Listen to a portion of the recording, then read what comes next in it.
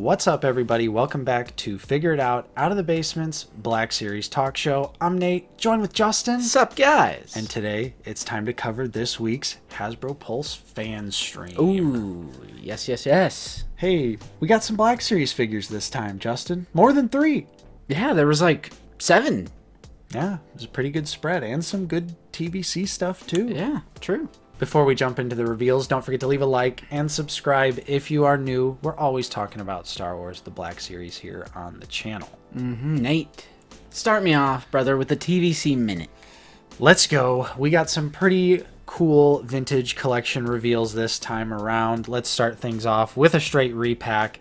We have Ponda Baba, which just go buy this at your Ollie's for $10 right now.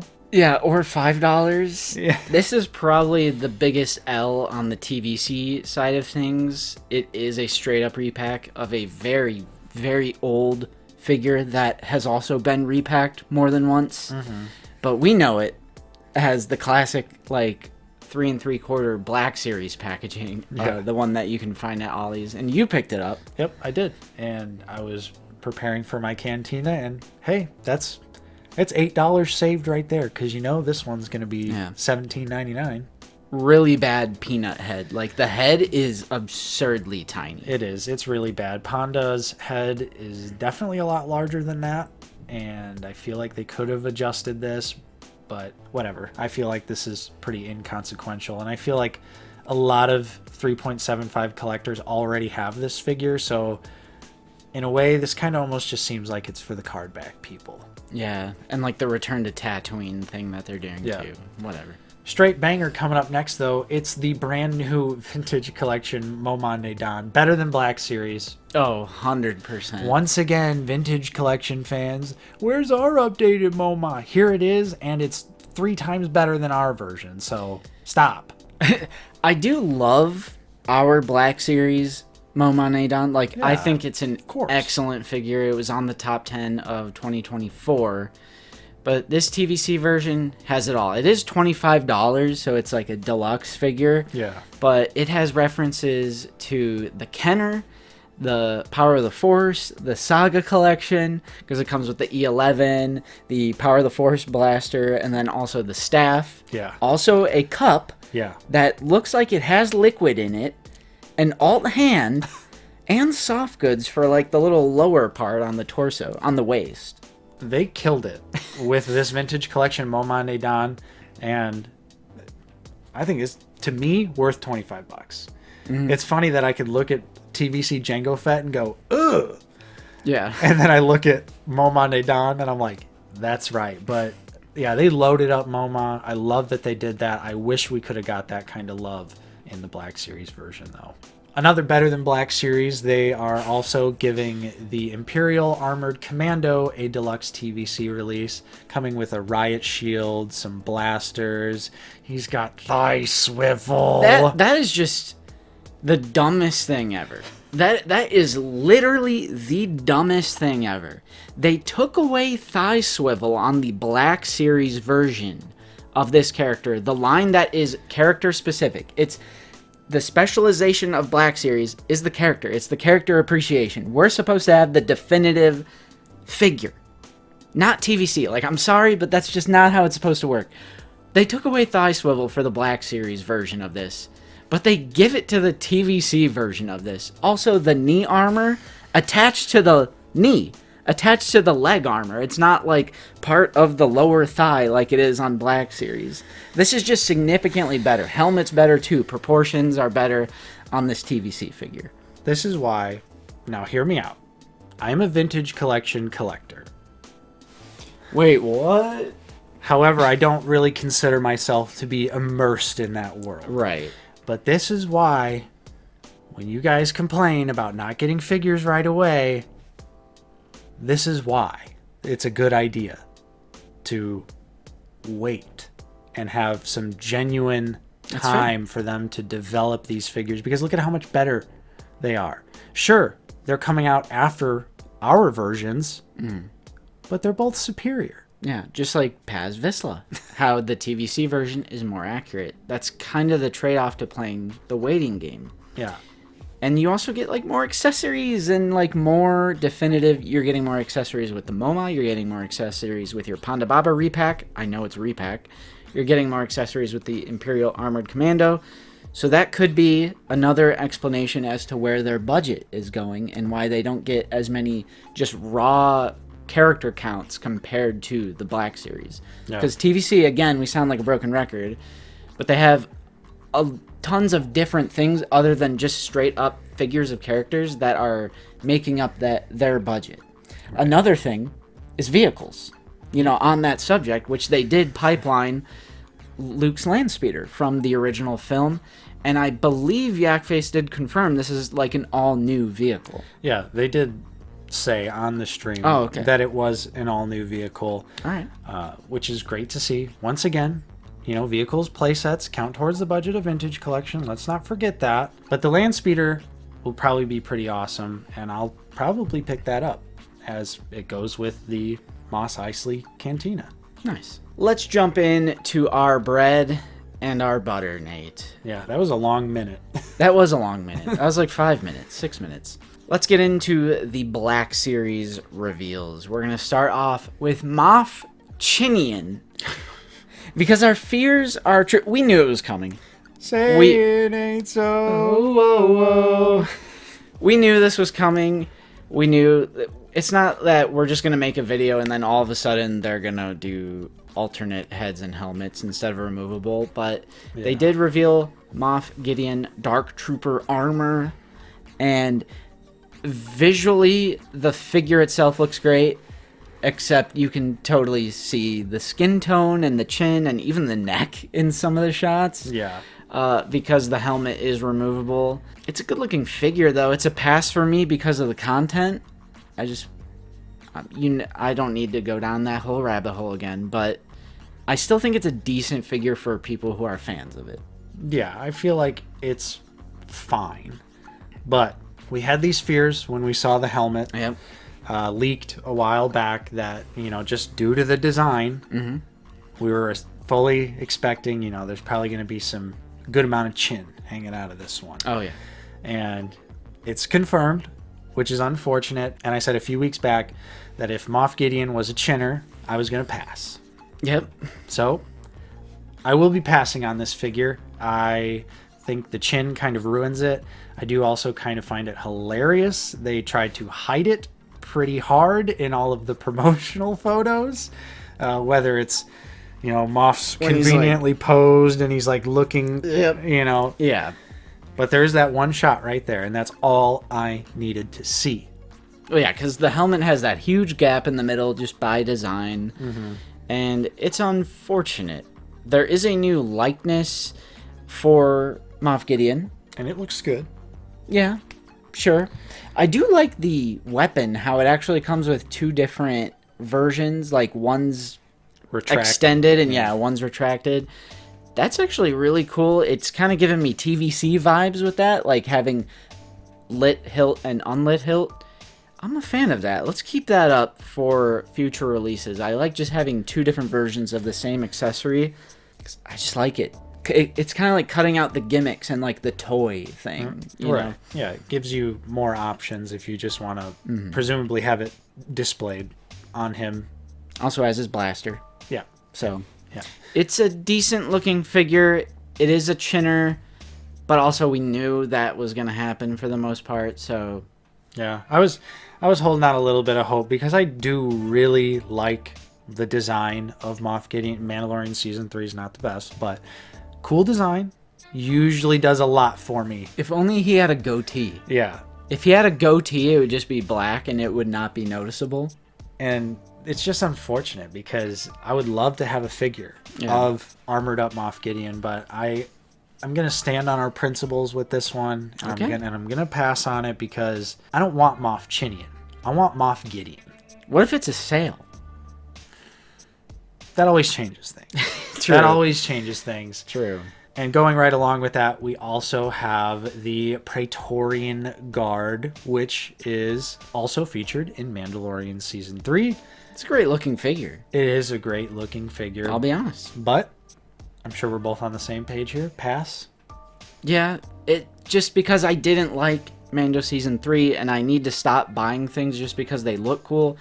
I've kind of changed my collecting habits to things that I actually really love and enjoy and appreciate. I need to stop buying things just because they look cool. Unless it's like Darth Malgus or, something crazy like that. But I was going to say, I cannot relate to you on when it comes to rule of cool. So buy this figure, bro. Well, I'm not going to buy this figure because there's a little bit of a snowball effect for me. Which is, when it comes to my shelf, when it comes to how I would display the Praetorian Guards, in my display, it would absolutely be Armored Moff Gideon and have one of them on each side of him. Oh, of course, yes. However, now that I'm passing on Moff Chinian, there's no reason for me to pick up these Praetorian Guards. They have nowhere to go on my shelf. Right. Yeah, you could argue, well, why don't you just pose them up with Paz Vizsla?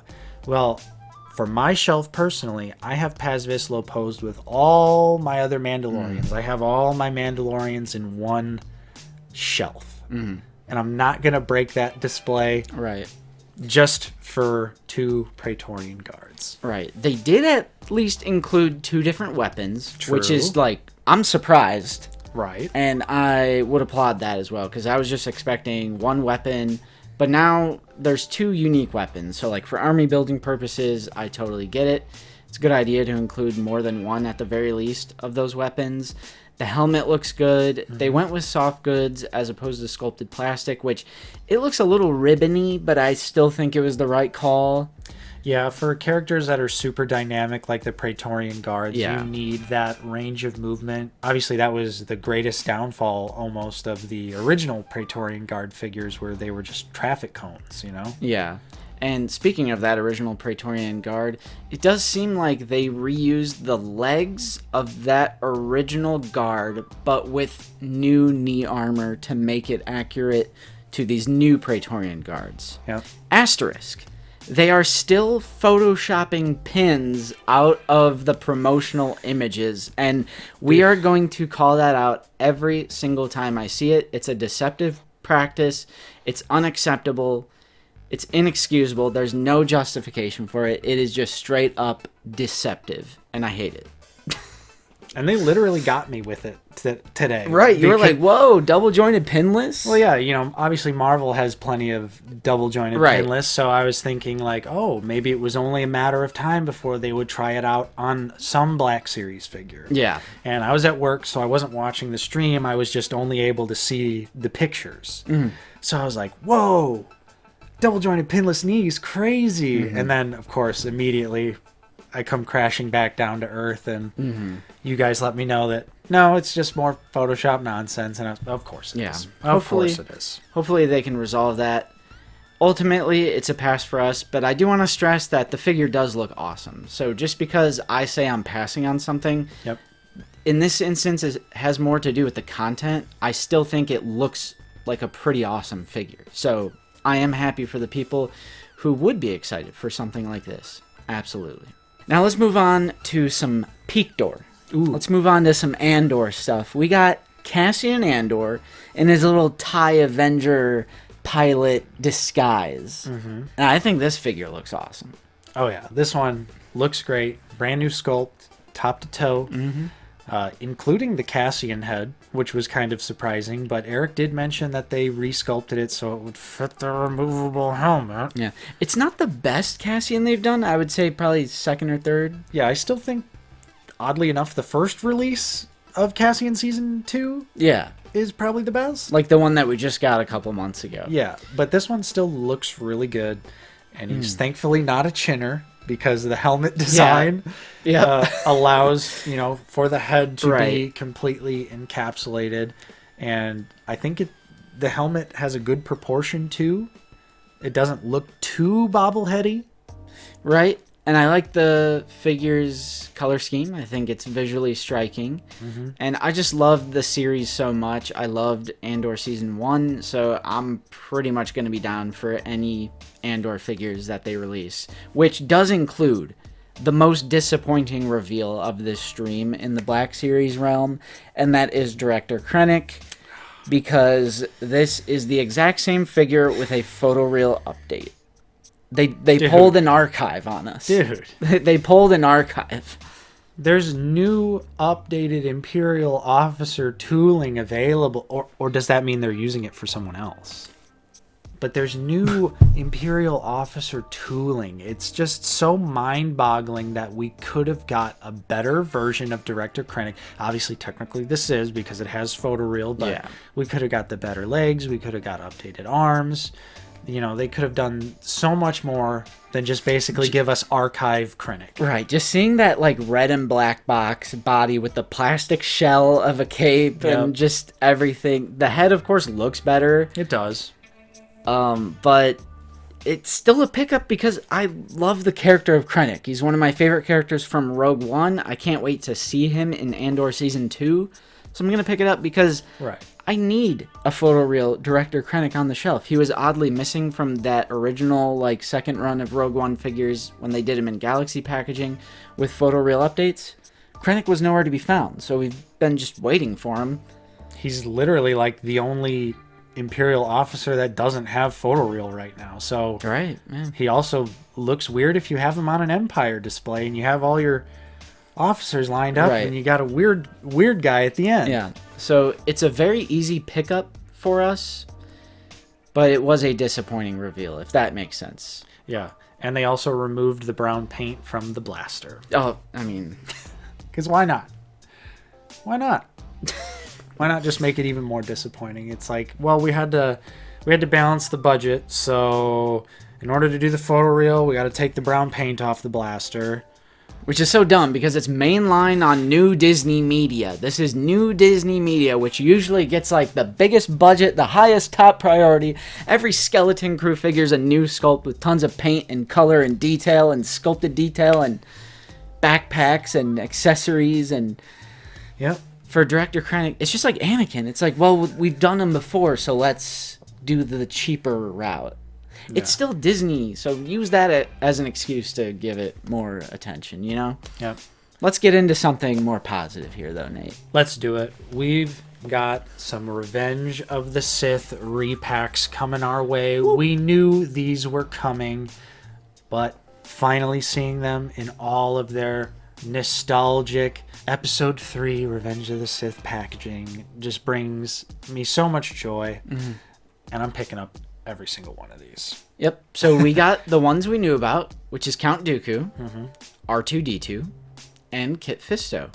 Oddly enough, they were missing the 501st Clone Trooper, but Walmart Collector Con, which is March 13th, they said they were going to reveal more of these Revenge of the Sith cardback figures. Yep. So we'll probably see that one then. I get these are straight up repacks, but Count Dooku's goated. He's a top 20 in the entire line. The new R2-D2 should be in circulation. Everyone should be able to easily get an R2-D2. It's R2, and it's the new R2, which is also a top 20 in the line. Right, and he has the rocket boosters. Yeah, true. As well, so if you didn't get that R5 pack, well, actually, you couldn't do it with R2 anyway, unless you because they glued the panels in, Yeah. which you can tell that the panels are removable this time around because there's like a little bit of space in one of the shots that it was like slightly off. But you are right, the rocket boosters is cool. So does this mean you're picking up 2 of these? I'll get 2 R2s, but then I'll just get 1 Dooku and I'll get 1 Fisto, simply to keep on card. All right. So yeah, let's talk about Dooku a little bit. One of the best Black Series figures ever made. It's better than the SH Figuarts. The likeness is amazing. It was released in the later times of the red and black box where they were doing the single jointed knees as opposed to the pins and butterfly joints and everything, and the swoosh is amazing. It's seriously awesome. Like, it's a great figure. So if you missed out on Count Dooku or you needed him, this is a great opportunity. Yeah. And same thing with Kit. He's not the most expensive figure on the aftermarket, and I do agree with what a lot of people are saying. Should have just thrown a robe in there just to make it a little bit extra special, especially considering we only see Kit Fisto in Revenge of the Sith with the robe. I'm going to knock this one. I'm going to knock it a point. I'm going to give it an official knock. The figure should have had the robe. It has the robe on the image on the box. Oof. So, like, you know, like since Yeah. it's the nostalgia packaging, Yeah. there's Kit with the robe. True. And you are right. During the arrest scene and they all pull up looking all BA, he has a robe. So I feel like since it's Revenge of the Sith specific, this is not Attack of the Clones, he should have had a robe. However, if you really wanted to, you could even take that further because Kit Fisto's whole ass design is different. Yeah, true. Compared from Attack of the Clones to Revenge of the Sith. So if you wanted to add that as a critique, I would honestly think that's an acceptable critique as well because he looks like he did drugs or something. Like the Clone Wars messed with his mind. Bro saw some stuff. Yeah, absolutely. He went through some things during the Clone Wars. So we knew this was going to be a repack. Yeah. The shock factor always kind of annoys me because I need to remind myself that like not everyone follows Yakface. Not everyone follows the news as closely. But all you have to do is follow Yakface and you would have known that all three of these were repacks. We knew the repacks of Count Dooku, R2, and Kit were coming. I'll take it even one step further, Justin. The 40th anniversary of Star Wars was in 2017. That was the first time we started getting nostalgia bait packaging. Exactly. You're spitting right now. You're spitting. Since 2017, they have done nostalgia bait packaging, and they've almost always been repacks. There are a few exceptions of new figures, but overwhelmingly, like 90%. Star Wars, Empire, Return of the Jedi, Tartakovsky Clone Wars. Come on, people. Like, right. Like, especially the original trilogy ones, like you said, 2017, 2020, and 2023. Tartakovsky was kind of a bad example. Yeah. Well, whatever. They also did like 3 waves for each. Mm-hmm. Like 3 whole waves where like over 90% were repacks. So they've been doing this. So 2017. I just don't understand the shock fact. Oh, how could they possibly do this? It just strikes me as, you know, just not really paying attention. It's like not paying attention and not being as involved, but like trying to convey or like an image that you are involved. Right. Because it's the least surprising thing ever. A, because we literally knew these were coming via Yakface. And B, they've been doing anniversary waves for for years. Almost a decade. 2017. Where they do multiple waves of mostly repacks. Yeah. So these are cool. I totally support it. Like I said, Count Dooku is like a masterpiece figure. And so is R2. Yep. They're both in like top 15 Black Series, period. And I'll still say Kit is good if you don't have him. I mean, sure, yeah. Kit's good if you don't have him. It's not offensive at all. It's not egregious. It's not offensive. They've been doing nostalgia stuff forever. And the community is highly receptive to it. Like, everywhere I look, people are really hyped for a Revenge of the Sith nostalgia card. Right. It's, so, I mean, prime example, you and I both have these figures, but we're picking up these Revenge of the Sith card backs because that's just prime time nostalgia. That's my Kenner card. Yeah, Revenge of the Sith is my Kenner card. Yeah, they are Walmart exclusive. Yep, which literally does not matter anymore. I honestly agree. I'm kind of tired of hearing that excuse too.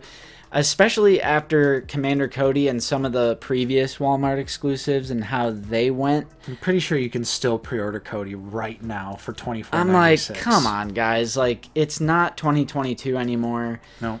These figures, even if they're exclusive, are very, very easy to just hit pre-order. Join our Discord and you'll never miss out on a pre-order. Turn those notifications on for in-stock alerts and we will have them all the moment they drop. We're going to have those links in there, which they do drop March 13th. Mm-hmm. So not March 6th or 5th. The mainline stuff goes up on March 5th, but these Walmart exclusive card backs go up on March 13th. So just join that Discord and you won't have to worry about it. Yep. Simple as that. And just to reiterate, as well, we are expecting more Revenge of the Sith card back figures. Should still be a 501st Trooper out there somewhere. Mm-hmm. Maybe we'll see that on March 13th. Yep. Which is Walmart Collector Con. Like you said earlier in the video, but as a reminder, we're probably going to see some stuff there. So yeah. yeah, I think overall this was a pretty solid stream. It was a nice spread. It was a nice spread of things. I like the new structure of breaking up the team and making them do their own segments instead of having everyone in the same space. I thought that was good for the flow of conversation, just having two people at a time. Of course, Eric, Brandon, my two goats. My goat, Eric, is back, and this was Brandon's first stream, so very nice in that department. And I thought it was a more well-presented stream, and I liked the spread of figures. Yeah, we still got a few TVC, and we still got quite a few Black Series. This is how it always should be. A good spread like this is how every stream should be. We did get a helmet, the 501st Black Series roleplay helmet. Who cares about the helmets?